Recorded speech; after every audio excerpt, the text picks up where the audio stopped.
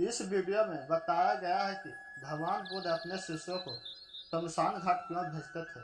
क्या बुद्ध अपने शिष्यों का मानना चाहते थे या फिर कोई ज्ञान प्राप्त करने के लिए भेजते थे। आप जानना चाहते हैं तो वीडियो को पूरा देखें और चैनल को सब्सक्राइब और फॉलो जरूर करें। एक समय की बात है, बुद्ध के पास इतनी प्रसिद्धि थी कि वो कुछ लोगों को तो सीधे अपने शिष्य बना लेते थे और बहुत संग में शामिल कर लेते थे, लेकिन कुछ लोगों को अपना शिष्य बनाने से पहले वो उन्हें कुछ दिनों के लिए शमशान घाट में जाकर रहने के लिए कहते थे और फिर उसके बाद इस संघ में शामिल करते थे। तो आखिर वो ऐसा क्यों करते थे, इसे आप जानेंगे कहानी के माध्यम से कि बुद्ध अपने शिष्यों को शमशान क्यों भेजते थे। एक दिन महात्मा बुद्ध के पास एक व्यक्ति मिलने आता है और कहता है, मैं आपके संघ में शामिल होना चाहता हूँ, कृपया करके आप मुझे भिक्षा दीजिए और अपने संघ में शामिल होने दीजिए। ये बातें सुनने के बाद गौतम बुद्ध उस व्यक्ति की आंखों में देखते हैं और कहते हैं, मैं तुम्हें संघ में शामिल नहीं कर सकता। अगर तुम्हें संघ में शामिल होना है तो उससे पहले तुम्हें एक पूरा दिन और रात शमशान में गुजारनी होगी। यह सुनने के बाद वह व्यक्ति डर जाता और कहता है, बुद्ध यह कैसी शर्त है, दिन में तो ठीक है लेकिन मैं रात को शमशान में नहीं रुक सकता।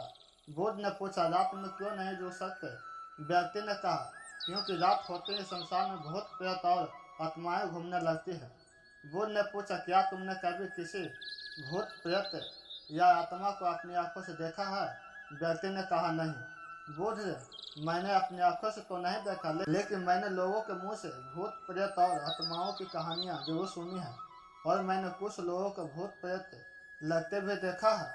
ऐसे लोग बहुत अजीब अजीब से हरकतें करते हैं। बुद्ध ने कहा, तो फिर क्या तुम्हारे लिए एक बहुत अच्छा मौका है यह जानने का कि क्या सच में आत्माएं होती भी है या नहीं। व्यक्ति ने कुछ देर तक सोचा, फिर कहा, ठीक है बुद्ध, अगर आपकी यही शर्त है तो एक पूरे दिन और एक पूरी रात के लिए मैं शमशान में डूब जाता हूँ। इसके बाद वह व्यक्ति बुद्ध से आज्ञा लेकर अपने घर वापस चला जाता है। सुबह होते ही व्यक्ति फिर बुद्ध के पास आता है और शमशान जाने की आज्ञा मांगता है। बुद्ध ने कहा, ठीक है तुम शमशान जा सकते हो, लेकिन एक बात का ध्यान रखना, पूरे दिन और रात में तुम जो भी वहाँ देखोगे या जो भी घटनाएं तुम्हारे साथ वहाँ घटेगी वो सब कुछ मुझे आकर बताओगे। उसने कहा, ठीक है मैं आपको बता दूंगा। इसके बाद वह व्यक्ति शमशान के निकट पड़ा। उसके जाते ही बुद्ध अपने दो शिष्यों से कहते हैं, तुम दोनों उसके पीछे जाओ और उसका ध्यान रखना, लेकिन ध्यान रहे उसे यह बात पता नहीं लगनी चाहिए कि तुम दोनों उसके आसपास ही हो। वे दोनों शिष्य चुपचाप उस व्यक्ति के पीछे पीछे शमशान की तरफ चले जाते हैं। एक पूरा दिन और रात शमशान में गुजारने के बाद अगली सुबह वह व्यक्ति गौतम बुद्ध के पास आता है। बुद्ध ने पूछा, बताओ तुमने क्या वहाँ देखा। व्यक्ति ने कहा, बुद्ध, मेरे शमशान में पहुँचने के कुछ देर बाद मैंने देखा कि वहाँ एक हाथी आए, उसके पीछे एक बड़ी भीड़ थी और वह हाथी एक बूढ़े व्यक्ति के थे। उस बूढ़े व्यक्ति के चारों बेटों ने हाथी को कंधा दे रखा था। चारों बहुत दुखी दिखाई पड़ रहे थे।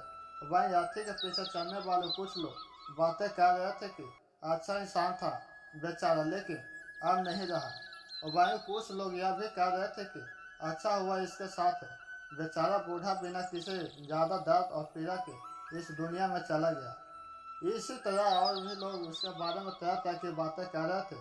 फिर उस बूढ़े को चीता पर लिटाया गया। उसके बड़े बेटे ने उस चीता को अग्नि दी। फिर सभी लोग वहीं पास के ही तालाब में नहाकर वहां से चले गए। उसके बाद मैंने काफी देर बैठा कर उस जलती हुई चीता को देखता रहा। जब रात हुई तो वहां एक हाथी और आई, जो कि एक जवान औरत की थी। उस औरत का पति उस हाथी के आगे आगे चल रहा था। वह बहुत दुखी था, उसकी आंखों से आंसू बह रहे थे। हाथी के पीछे चलने वाले कुछ लोग कह रहे थे कि बहुत गलत हुआ इस लड़के के साथ, इतनी सी उम्र में ही इनकी पत्नी ने इसका साथ छोड़ दिया। अभी तो बेचारे की पूरी जिंदगी पड़ी है, दो छोटे बच्चे हैं, वह अकेले कैसे उसकी परवरिश करेगा। भगवान ने बहुत गलत किया। उसके अलावा वहाँ कुछ महान ज्ञानी व्यक्ति भी बैठे थे, जो उस मृत्यु स्त्री के पति को समझा रहे थे कि रो मत, क्योंकि आज नहीं तो कल उन्हें यहाँ से जाना ही था। किसी को पहले है तो किसी को बाद में, लेकिन एक दिन सबको यहाँ से जाना ही है। कोई मृत्यु से बच नहीं सकता, सब कुछ यहीं रह जाता है। इसलिए हमें क्रोध, चिंता और लालच और बुरे कर्मों से बचना चाहिए। और इसी तरह की और भी ज्ञान की बातें वो सभी ज्ञानी व्यक्ति आपस में खा रहे थे। फिर उस स्त्री के पति ने उसकी चिता को अग्नि दिया और जो जोर से रोने लगा। उसे रोता देख कुछ लोग उसे सतावना देने आए।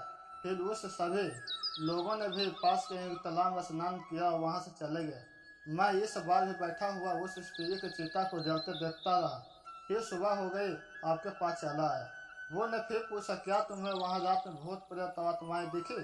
व्यक्ति ने कहा, नहीं, मुझे वहाँ कुछ भी दिखाई नहीं दिया, लेकिन मैं वहाँ पूरी रात खुश ही रहता रहा, कभी हवाओं की सरसराहट से तो कभी जानवरों के आवाज से।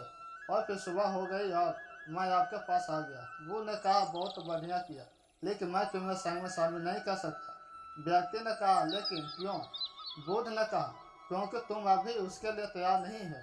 संग में शामिल होने के लिए तुम एक बार और एक दिन और एक रात शमशान में गुजारनी पड़ेगी। व्यक्ति ने बुद्ध को मनाने की बहुत कोशिश की, लेकिन बुद्ध नहीं माना तो उसने दोबारा शमशान में जाने के स्वीकार कर लिया। अगली सुबह बुद्ध से आज्ञा लेकर वह फिर शमशान की ओर निकल पड़ा। बुद्ध ने इस बार भी उसे व्यक्ति की सुरक्षा के लिए उसके पीछे 2 शीशे फिर भेज दिए। वह एक पूरा दिन और रात शमशान में गुजारता है, लेकिन इस बार उसके अंदर अलग ही चमक था। उसने वह घटना देख ली जो बुद्ध उसे दिखाना चाहते थे। अगली सुबह होते ही उसने बुद्ध के पास पहुंचने की जल्दी नहीं थी और वह अंदर से एकदम शांत और स्थिर हो गया था। उसके चेहरे पर गंभीरता आ गई थी। वह धीरे धीरे चलता हुआ गौतम बुद्ध के पास पहुंचा और उन्हें प्रणाम कर बिना कुछ बोले शांति से बैठ गया। बुद्ध ने फिर वही प्रश्न किया, क्या देखा तुमने वहाँ? व्यक्ति ने कहा, मैंने देखा कि 4 लोग मुझे अर्थी में लिटा कर शमशान की तरफ ले जा रहे हैं। लोग मेरी अर्थी के ऊपर फूल मालाएं फेंक रहे हैं। एक बहुत बड़ी भीड़ मेरी अर्थी के पीछे पीछे चल रही है। मेरा पिता जो कि मेरी मौत से बहुत दुखी है, रोते हुए मेरी अर्थी के साथ चल रहे हैं। मेरा छोटा भाई भी मेरी मौत से बहुत दुखी है और रो रहा है। कुछ लोग मेरे भाई और पिता को समझा रहे हैं और उन्हें सतावना दे रही है। भीड़ में चल रहे हैं। कुछ लोग मेरी मौत से दुखी हैं और कुछ दुखी होने का दिखावा कर रहे हैं।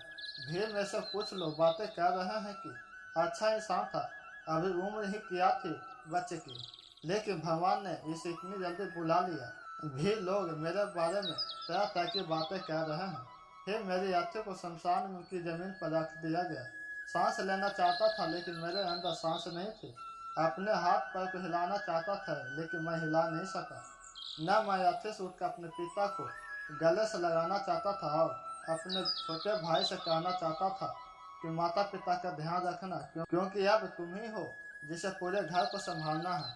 उसके बाद मुझे उठाकर चिंता में लिटा दिया गया। फिर मुझे एक कपड़े से ढक दिया गया। उस कपड़े के बाद मुझे कुछ भी दिखाई नहीं दे रहा था।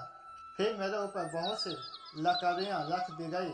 वह मुझे बहुत भारी लग रही थी। मैंने उन्हें हटाना चाहता था। मुझे अंदर घुटन महसूस हो रहा था। फिर कुछ समय पश्चात मुझे गर्मी का आभास हुआ। मैंने देखा कि मेरे पूरे शरीर पर आग लग चुकी थी। मेरा पूरा शरीर किसी लकड़ी की भांति चल रहा था। मैं चिल्लाया, लेकिन मेरे मुंह से आवाज नहीं निकला। मैं उस अग्नि में पूरी तरह से खो गया। मैं पूरी रात खुद को ऐसे ही जलता देखता रहा। अंत में मैंने पाया कि मैं राख में तब्दील हो चुका हूँ। उस पूरी रात में पता नहीं कहाँ खोया रहा। न तो मैं डरा, न ही मुझे किसी प्रकार के डर का एहसास हुआ। और सुबह होते ही मैं आपके पास चला आया। यह सब सुन बुद्ध मुस्कुराए बोले, अब कुछ संग में शामिल हो सकते हो। बुद्ध ने आगे कहा, जीवन को वही व्यक्ति समझ सकता है जिसने मृत्यु को समझ लिया। अगर आपको इस वीडियो से कुछ भी सीख मिली हो तो चैनल को सब्सक्राइब और लाइक जरूर करें और फेसबुक पेज को फॉलो जरूर करें। धन्यवाद।